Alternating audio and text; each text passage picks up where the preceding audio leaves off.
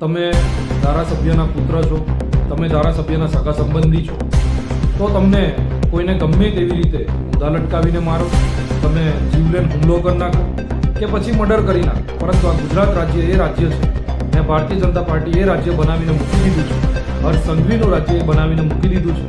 કે અહીંયા ખુલ્લેઆમ તમે કોઈ પણ ધાક ધમકી આપો, કોઈને જીવલેણ હુમલો કરો, કોઈનું મર્ડર કરી નાખો,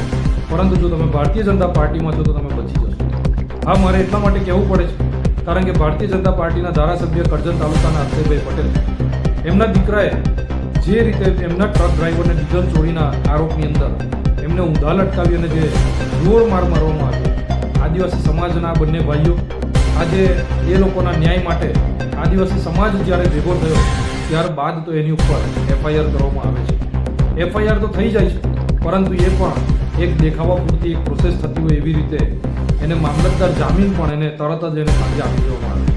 તમે કોઈ સામાન્ય વ્યક્તિ છો, ગુજરાતના જાગૃત નાગરિક છો, કાં તો ગુજરાતની અંદર તમે ભાજપ છોડી અને અન્ય કોઈ પણ પક્ષ સાથે સંકળાયેલા છો, તો તમારી ઉપર એફઆઈઆર કરવામાં પોલીસ થોડી પણ વાર નથી લગાડતી, ગંભીર કલમો ઉમેરતા વાર નથી લગાડતી, પરંતુ જ્યારે તમે ભારતીય જનતા પાર્ટીનો એક હિસ્સો બની જાઓ છો ત્યારે તમને પોલીસ કેવી રીતે છોડી દે છે અને કાયદો વ્યવસ્થા એના માટે કોઈ લાગુ નથી પડતી, આ ગુજરાતની જનતાએ સમજવાની જરૂર છે. ગુજરાતની જનતાની અંદર એક સામાન્ય પરિવાર જો કદાચ હેલ્મેટ પહેર્યા વગર નીકળી ગયો હોય તો એની ઉપર કાયદાકીય પગલાં ભરવામાં આવે છે, એની પાસે દંડ વસૂલવામાં આવે છે. કેટલાક કિસ્સાઓમાં એવું થાય છે કે એને 24 કલાક માટે ડિટેન કરી લેવામાં આવે છે, પરંતુ જ્યારે કોઈ ભારતીય જનતા પાર્ટીનો કોઈ કાર્યકર્તા હોય, ધારાસભ્ય હોય, ધારાસભ્યના પુત્ર હોય કે ધારાસભ્યના સગા સંબંધી હોય કે મંત્રી હોય, આ તમામ લોકોને છોડી દેવામાં આવે છે. એટલે હર્ષભાઈ સંઘવી જે સ્ટેજ ઉપર ચડી અને જે ફાંકા ફોજદારી મારે છે કે અમે કોઈ પણ સમરબંધીને છોડીએ નહીં, તો તમારી જ પાર્ટીની અંદર એવા કેટલાક સમરબંધી છે કે જે આજે પણ ખુલ્લેઆમ દાદાગીરી કરી રહ્યા છે.